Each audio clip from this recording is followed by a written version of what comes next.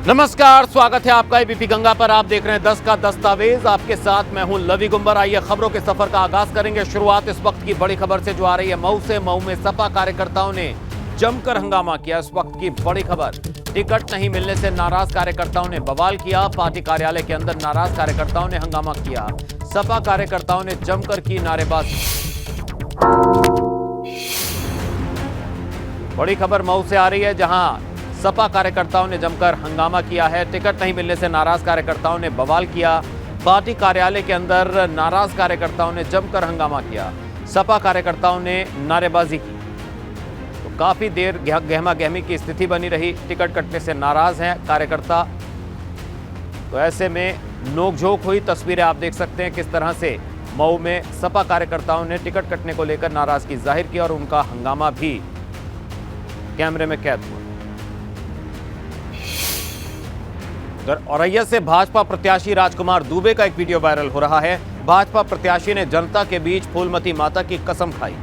विकास के पैसे में से 1 रुपए भी नहीं लेने की कसम खाई। भाजपा प्रत्याशी का वीडियो सोशल मीडिया पर वायरल। औरैया नगर पंचायत से भाजपा प्रत्याशी हैं राजकुमार दुबे, जिनका वीडियो वायरल हो रहा है।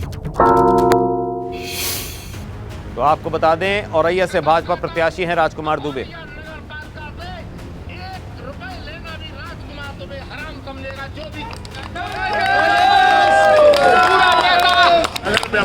पूरा पैसा इस नगर की जनता जनार्दन, व्यापारियों, शिक्षकों, अभिभावकों, सारी जनता के मंदिर से मैं ये कसम खाता हूं कि औरैया नगर पालिका से राजकुमार दुबे एक भी पैसा नहीं को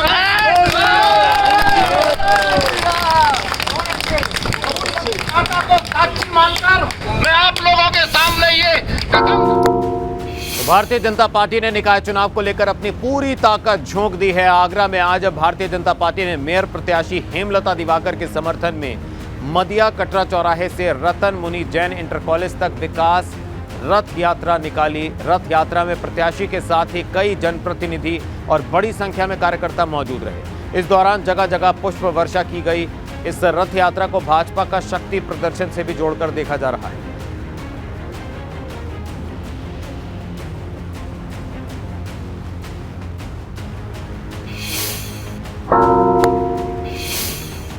फहराने के लिए भारतीय जनता पार्टी ने पूरी जोर लगा दी और इसी क्रम में आज बीजेपी की विकास यात्रा मदिया कटरा चौराहे से रतन मुनि जैन इंटर कॉलेज के लिए निकल रही है। और आप तस्वीरों में देख सकते हैं किस तरीके से बड़ी संख्या में जो बीजेपी के कार्यकर्ता हैं, जो पदाधिकारी हैं, जो राष्ट्रीय क्षेत्रीय प्रादेशिक पदाधिकारी हैं, वो इस विकास यात्रा में भाग ले रहे हैं। और सामने जो आप रथ यात्रा देख रहे हैं उसमें बीजेपी की जो मेयर कैंडिडेट हैं हेमलता दिवाकर कुशवाहा और उनके साथ जो तमाम शहर के ज़िले के जो जनप्रतिनिधि हैं, सांसद, विधायक हैं, वो नज़र आ रहे हैं। देखिए किस तरीके से तमाम जो साधु संत हैं वो भी इस रथ यात्रा में नज़र आ रहे हैं। और बड़ी संख्या में यहाँ बीजेपी के जो सपोर्टर्स हैं, जो पार्टी बेयरर्स हैं, वो पहुँचे हुए हैं।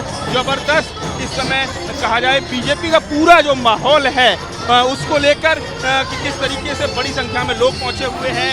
बीजेपी के जो झंडे हैं वो इस रथ यात्रा में नज़र आ रहे हैं। म्यूज़िक भी नज़र आ रहा है। तो आप समझ सकते हैं कि भारतीय जनता पार्टी इस रथ यात्रा के जरिए कहीं ना कहीं शक्ति प्रदर्शन कर रही है और तमाम जो साधु संत हैं वो भी नज़र आ रहे हैं। तो कुल मिला के कहा जाए इस समय ज़बरदस्त बीजेपी को लेकर ज़बरदस्त बीजेपी माहौल बनाना चाहती है। और यही वजह है कि रथ यात्रा के जरिए बीजेपी मैसेज देना चाहती है कि निकाय चुनाव में बीजेपी के मुकाबले कोई भी दल ठहरता हुआ नज़र नहीं आ रहा है। तमाम जो म्यूज़िकल सॉन्ग्स तैयार किए गए हैं वो भारतीय जनता पार्टी में की जो योजनाएं हैं, जो मोदी और योगी का जो चेहरा है उसके बारे में कहीं ना कहीं एक मैसेज देने की कोशिश कर रहा है। तो ऐसे में समझा जा सकता है कि इस रथ यात्रा के जरिए पूरे शहर में बीजेपी एक माहौल बनाना चाहती है कि भारतीय जनता पार्टी के मुकाबले कोई भी दल नगर निकाय चुनाव में टिकता हुआ नजर नहीं आ रहा है।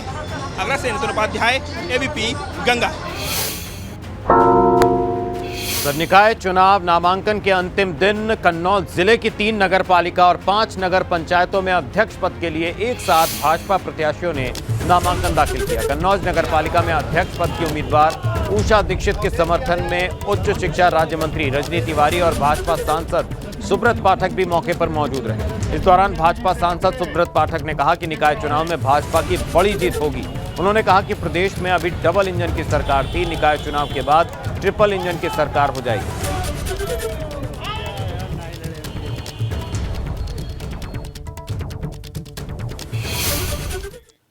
मुख्यमंत्री योगी आदित्यनाथ कल रायबरेली पहुंचेंगे। इस दौरान शहर के जीआईसी ग्राउंड में विशाल जनसभा को संबोधित करेंगे। मुख्यमंत्री के आने की तैयारियों को लेकर सूबे के राज्य मंत्री स्वतंत्र प्रभार दिनेश प्रताप सिंह ने मौके पर जाकर जायजा लिया और वहां पर काम कर रहे लोगों को जल्द से जल्द काम बढ़ाने का निर्देश भी दिया। नगर निकाय चुनाव को लेकर आगामी 25 अप्रैल को मुख्यमंत्री योगी आदित्यनाथ रायबरेली आने वाले हैं और उनके आने को लेकर तैयारियां यहां पर शुरू हो चुकी हैं। आप देख सकते हैं कि यहां पर पुलिस प्रशासन पूरी तरह से मुस्तैद है और जो कार्य है उनके आने के लिए जो स्टेज है ये सब पूरी तरह से जोर शोर से यहाँ पर तैयारियां चल रही हैं। पूरी तरह से यहाँ पर लोग तैनात हैं। यहाँ पर आप देख सकते हैं कि अपर पुलिस अधीक्षक हैं, राज्य मंत्री स्वतंत्र प्रभार दिनेश प्रताप सिंह हैं, फिर अन्य भाजपा नेता भी यहाँ पर मौजूद हैं। आइए जानते हैं कि राज्य मंत्री जी से कि क्या कार्यक्रम है मुख्यमंत्री जी का, कितने बजे आएंगे और किन उद्देश्य से आएंगे। उत्तर प्रदेश सरकार के यशस्वी मुख्यमंत्री जी का कल रायबरेली जनपद में 10 बजे आगमन है। रायबरेली जनपद के वासी बड़ी उत्सुकता के साथ माननीय मुख्यमंत्री जी की प्रतीक्षा में है और मैं उम्मीद करता हूं कि मुख्यमंत्री जी के जाने के बाद भारतीय जनता पार्टी की प्रत्याशी श्रीमती शालिनी कनौजिया भारी मतों से जीतेंगे, ऐसी मैं उम्मीद करता हूं। मुख्यमंत्री जी के आने की क्या तैयारियां चल रही हैं और क्या है? मुख्यमंत्री जी के आने की तैयारियां, भारतीय जनता पार्टी का हर कार्यकर्ता बड़ी मेहनत परिश्रम के साथ लगा हुआ है। हम लोग पल पल रात को देर रात तक यहाँ कार्यक्रम स्थल पे थे, अभी कार्यक्रम करके फिर यहाँ पर आ गए हैं और मैं उम्मीद करता हूँ कि भव्य कार्यक्रम हमारे माननीय मुख्यमंत्री जी का होगा। जो 9 नगर पंचायतें हैं वहाँ से भी लोगों के आने की उम्मीद है क्या? बिल्कुल, हर नगर पंचायत के प्रत्याशी और हर नगर पंचायत के हमारे भारतीय जनता पार्टी के कार्यकर्ता सबको लेकर के इस कार्यक्रम में शरीक होंगे। कल मंगलवार को योगी आदित्यनाथ रायबरेली के जीआईसी ग्राउंड पहुँचेंगे और जनसभा को संबोधित करेंगे। रायबरेली से कैमरा रविंद्र साहब, पंकज सिंह, AP गंगा। वहीं एसटीएफ के एडीजी अमिताभ यश पर शाइस्ता परवीन को हार्डकोर क्रिमिनल बताए जाने पर मुरादाबाद से सपा सांसद डॉक्टर ST हसन ने कहा कि उन्हें सबूत पेश करना चाहिए कि शाइस्ता परवीन ने कौन कौन से अपराध किए हैं। साथ ही उन्होंने दावा किया कि शाइस्ता परवीन पर अभी तक कोई आपराधिक मुकदमा दर्ज नहीं है।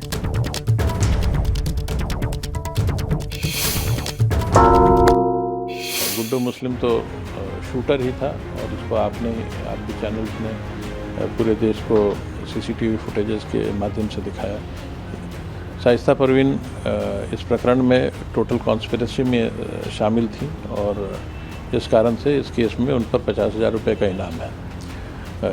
STF और जिला पुलिस लगातार इनकी तलाश कर रही हैं और हमें उम्मीद है कि जल्द ही इन्हें गिरफ्तारी करने में सफलता प्राप्त होगी। ये जो बड़े माफिया गैंग्स हैं इनके पास फायर पावर, रिसोर्सेज और ओवरग्राउंड और अंडरग्राउंड सपोर्टर्स की कोई कमी नहीं होती। ऐसे बहुत सारे लोग हैं जिनसे इनका लेन देन होता है, जिनके साथ इनका व्यापारिक संबंध होता है अथवा इनके पूरे नेटवर्क में शामिल होते हैं और इस प्रकार के लोग पूरे देश में और संभवतः विदेशों में भी फैले हुए हैं। तो इस प्रकार के गैंग से जो एसोसिएटेड लोग होते हैं उन्हें पुलिस से कैसे फरार होना है या पुलिस की गिरफ्त से कैसे बचना है, इसके बारे में जानकारी काफ़ी प्राप्त हो गई होती है और यही कारण होता है कि ये पुलिस के लिए गिरफ्तारी में सरदर्द होते हैं। लेकिन STF लगातार इनको ट्रैक करने की कोशिश कर रही है। बहुत सारी जानकारियाँ मिली भी हैं और उम्मीद है कि जल्द से जल्द गिरफ्तारी। वहीं STF के एडीजी अमिताभ यश पर शाइस्ता परवीन को हार्डकोर क्रिमिनल बताए जाने पर मुरादाबाद से सपा सांसद डॉक्टर ST हसन ने कहा कि उन्हें सबूत पेश करना चाहिए कि शाइस्ता परवीन ने आखिर कौन कौन से अपराध किए हैं। उन्होंने दावा किया शाइस्ता परवीन पर अभी तक कोई आपराधिक मुकदमा दर्ज नहीं है।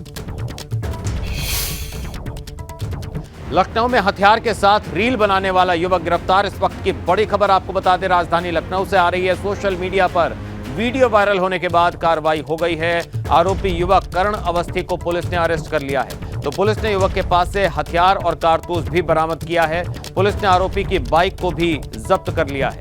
तो विकास नगर पुलिस ने युवक को गिरफ्तार कर जेल भेज दिया है। तो हथियार के साथ रील बनाने वाला युवक लखनऊ में गिरफ्तार। सोशल मीडिया पर वीडियो वायरल होने के बाद कार्रवाई हुई। तो आरोपी युवक करण अवस्थी को पुलिस ने अरेस्ट किया। पुलिस ने युवक के पास से हथियार और कारतूस बरामद किया। बाइक को भी जब्त कर लिया। विकास नगर पुलिस ने की कार्रवाई।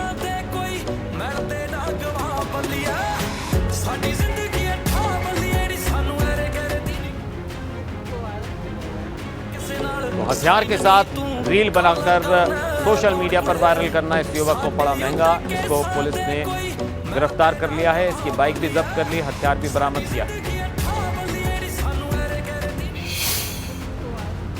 उधर सहारनपुर पहुंचे मुख्यमंत्री योगी आदित्यनाथ ने आज एक बड़ा बयान दिया। यूपी में नो कर्फ्यू नो दंगा, यहां सब चंगा। ये मुख्यमंत्री ने चुनावी जनसभा में कहा।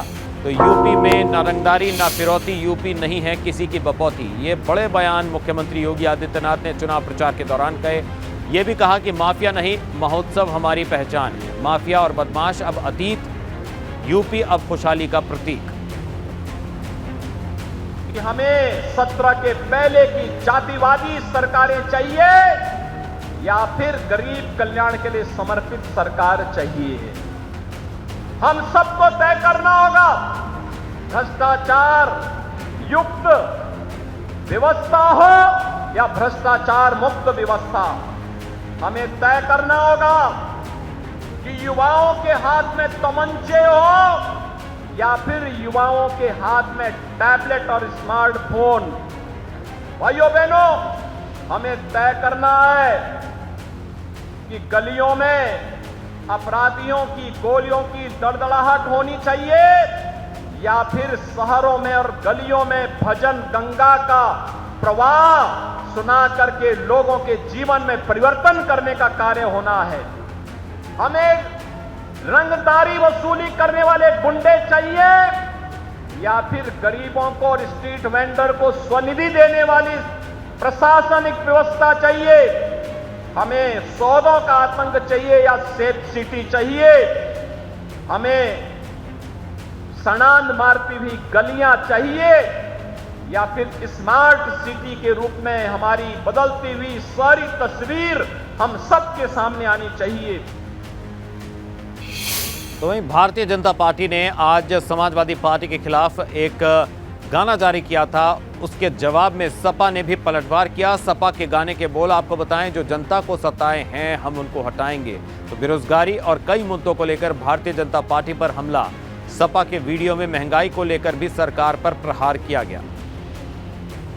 तो आपको बता दें, इससे पहले भारतीय जनता पार्टी ने एक सॉन्ग लॉन्च किया था प्रचार के तौर पर और उसमें समाजवादी पार्टी पर अखिलेश यादव पर बड़ा हमला बोला गया था। और इसी के जवाब में समाजवादी पार्टी ने भी उसी का जवाब देते हुए एक सॉन्ग, एक गाना रिलीज किया जो आप सुन सकते हैं।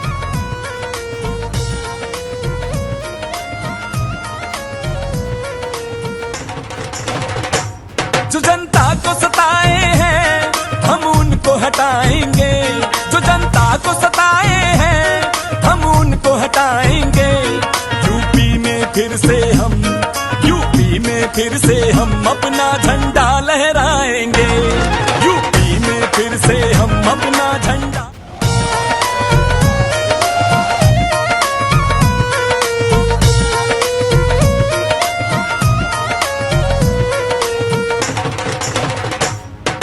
पलटवार।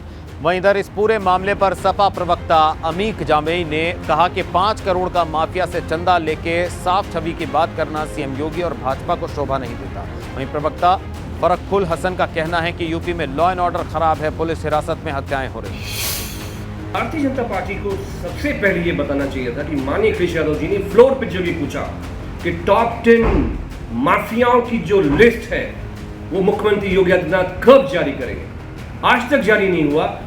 मसला ये है कि जो प्रयागराज का पूरा कांड हुआ है उसके जिम्मेदार तो नंद गोपाल नंदी जैसे लोग हैं जो 5 करोड़ का क्या पता नहीं कितने करोड़ की बात है, माफियाओं से चंदा लेते हैं। माफियाओं से भारतीय जनता पार्टी का चंदा लेने का पुराना इतिहास है और उस पर आज तक कोई कार्रवाई नहीं हुई नंद गोपाल नंदी पर। तो भारतीय जनता पार्टी का हाथ माफियाओं के साथ है।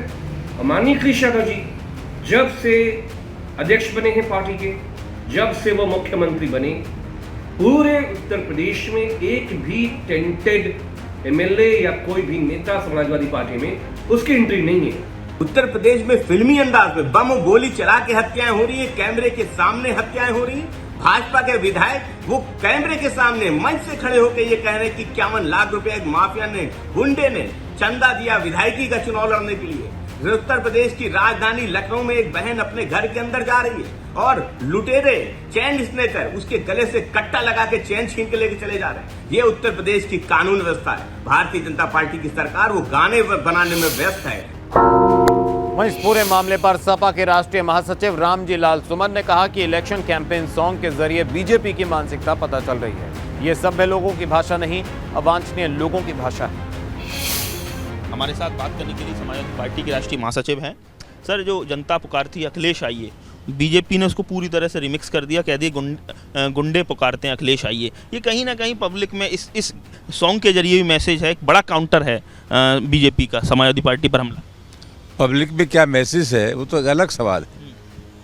भारतीय जनता पार्टी के लोगों का मानसिक स्तर क्या है, वो किस हद तक नीचे जा सकते हैं। राजनीति में जो शिष्टाचार की भाषा होती है उसको पूरी तरह तिलांजलि दे दी है। ये भाषा सभी लोगों की भाषा नहीं हो सकती, ये भाषा अवांछनीय तत्वों की भाषा हो सकती है। हम राजनीति में हैं, वैचारिक मतभेद हो सकते हैं और होते हैं, लेकिन हमारे बात करने का तरीका बहुत शालीन होना चाहिए, सभ्य होना चाहिए। भारतीय जनता पार्टी का शिष्टाचार से कोई मतलब नहीं।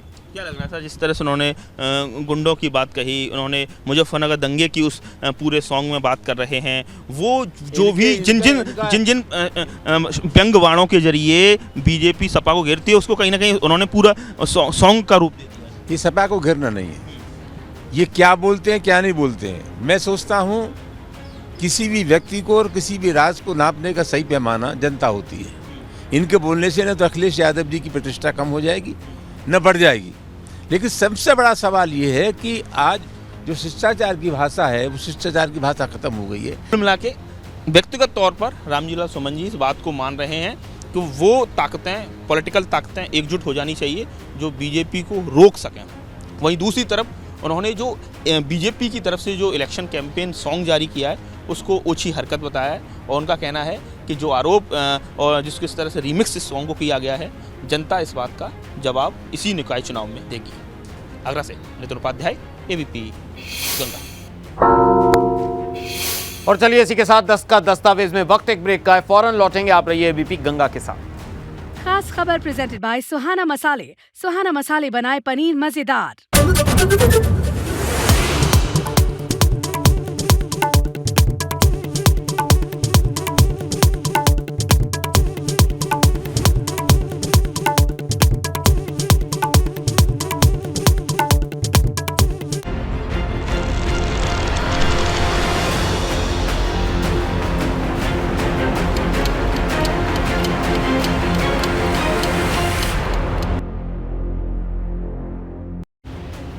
स्वागत है आपका ब्रेक के बाद। आप देख रहे हैं 10 का दस्तावेज और बड़ी खबर नोएडा से, जहां सेक्टर 8 इलाके में फैक्ट्री में आग लगी जिससे हड़कंप मच गया। फायर ब्रिगेड के सहारे आग पर काबू भी पा लिया गया। शॉर्ट सर्किट से फैक्ट्री में आग लगने की आशंका। नोएडा के फेज 1 थाना क्षेत्र का मामला। तो फैक्ट्री में आग लगने से मचा हड़कंप। नोएडा के सेक्टर 8 इलाके में स्थित फैक्ट्री में लगी आग। फायर ब्रिगेड के सहारे आग पर कड़ी मशक्कत के बाद काबू पा लिया गया। शॉर्ट सर्किट से फैक्ट्री में आग लगने की आशंका। नोएडा के फेज 1 थाना क्षेत्र का मामला।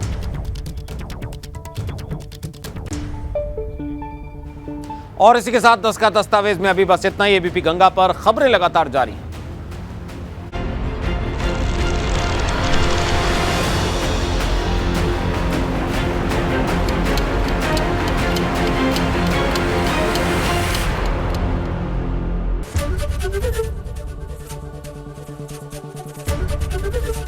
एबीपी गंगा, खबर आपकी, जुबान आपकी।